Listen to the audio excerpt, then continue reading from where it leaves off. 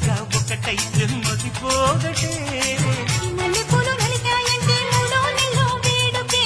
సత్త ఉన్న మగాడిచ్చే ముచ్చటైన కానుకే వేడెక్కిపోతుంది పరుపు దాన్ని ఓడించమంటోంది బలపు కానివు వందల పొలువు నేడు కన్నెతనానికి సెలవు కసిగా కవ్విస్తోంది నడుము నీ నడుము చూసిగా పట్టాలంటే కలుము ఇది కలుము జలకు జలకు సిల్లుకు చీర జలకు జలకు